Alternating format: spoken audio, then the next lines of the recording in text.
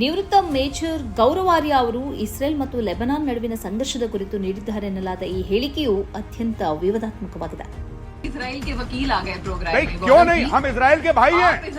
Israel के वकील नहीं है, हम इसराइल के सगे भाई हैं और मैं सपोर्ट करता हूं जो इसराइल कर रहा है लेबनान में। और मैं तो ये कह रहा हूं कि 100 बम और मारे लेबनान के ऊपर और गाजा के ऊपर 50 और मारे। तो वकील भाई है सगे इसराइल के, सगे भाई है मैडम, सगे भाई है इसराइल के, वकील नहीं है। मैं आपसे ये पूछना चाहता हूँ, कि आपको इतनी नफरत क्यों है इसराइल से? आप तो कभी गए नहीं, आप तो जा ही नहीं ईरान सकते। के दोस्त बनते हैं, पीठ पीछे आप ईरान के सबसे बड़े दुश्मन है। देखिएगा, बच के रहना, कोई मिसाइल ना आ जाए। मोना आलम मैं आपको बता दूं, मैं आपको ऑन एयर बता दूं आपको मोना आलम, ऑन एयर बता दूं। आप जो कह रही है ना पीठ पीछे ईरान के दुश्मन है, मैं ईरान की रजीम को बिल्कुल भी लाइक नहीं करता। ಇರಾನ್ ಕುರಿತು ಗೋಧಿ ಮಾಧ್ಯಮದ ಅಸಹನೆ ಇದೀಗ ಅಂತಾರಾಷ್ಟ್ರೀಯವಾಗಿ ಚರ್ಚೆ ಆಗ್ತಾ ಇದೆ. ಇರಾನ್ ದೂತಾವಾಸ ಈ ಹೇಳಿಕೆಯನ್ನು ಖಂಡಿಸಿದೆ. ದೇಶದ ಸುದ್ದಿವಾಹಿನಿಗಳು ಈ ಯುದ್ಧದ ಭೀಕರತೆಯನ್ನು ವಿವರಿಸುವ ಬದಲು ಅದನ್ನು ಯಾವುದೋ ಸಿನಿಮಾ ಅಥವಾ ವಿಡಿಯೋ ಗೇಮ್ನಂತೆ ಬಿಂಬಿಸುತ್ತಿವೆ. ಇರಾನ್ ಮತ್ತು ಇಸ್ರೇಲ್ ವಿಚಾರದಲ್ಲಿ ಭಾರತೀಯ ಮಾಧ್ಯಮಗಳು ತೋರುವ ಧೋರಣೆಯ ಬಗ್ಗೆ ಜನರಲ್ಲಿ ಅಸಮಾಧಾನವಿದೆ.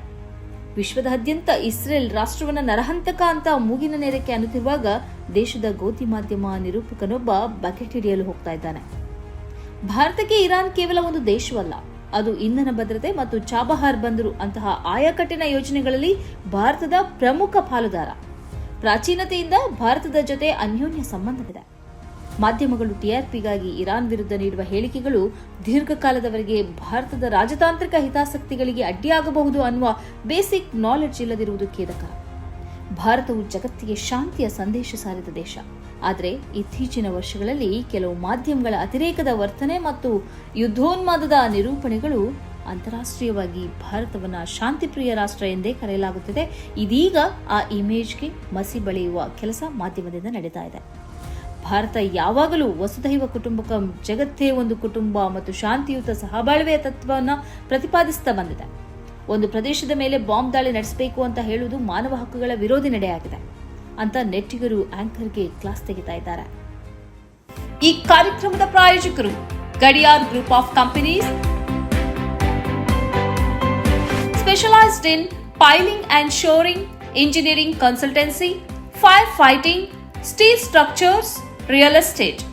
Office SIT tower, silicon OSS, Dubai, UAE. ಸ್ನೇಹಿತರೆ, ನಿಮ್ಮ ಅದ್ಭುತ ಬೆಂಬಲದಿಂದ ಸನ್ಮಾರ್ಗ ನ್ಯೂಸ್ ಚಾನೆಲ್ ಈಗ 2 ಲಕ್ಷ ಸಬ್ಸ್ಕ್ರೈಬರ್ಗಳನ್ನು ದಾಟಿದೆ. ಇದು ನಮ್ಮ ಯಶಸ್ಸಲ್ಲ, ಇದು ನಿಮ್ಮ ಯಶಸ್ಸು. ನಮ್ಮ ಮುಂದಿನ ಗುರಿ 4 ಲಕ್ಷ. ಇದು ಕಷ್ಟವಲ್ಲ. ನೀವು ಮಾಡಬೇಕಾದದ್ದು ಸಿಂಪಲ್. ನೀವು ಸನ್ಮಾರ್ಗ ನ್ಯೂಸ್ ಚಾನೆಲ್ ವಿಡಿಯೋವನ್ನ ನಿಮ್ಮ ಸ್ನೇಹಿತರಿಗೆ, ಕುಟುಂಬದವರೊಂದಿಗೆ ಹಂಚಿಕೊಳ್ಳಿ ಮತ್ತು ಅವರಲ್ಲೂ ಸಬ್ಸ್ಕ್ರೈಬ್ ಮಾಡಲು ಹೇಳಿ. ನೀವು ಶಕ್ತಿಯನ್ನು ಕೊಡಿ, ನಾವು ನಿಖರ ಸುದ್ದಿ ಕೊಡ್ತೇವೆ. ಧನ್ಯವಾದಗಳು.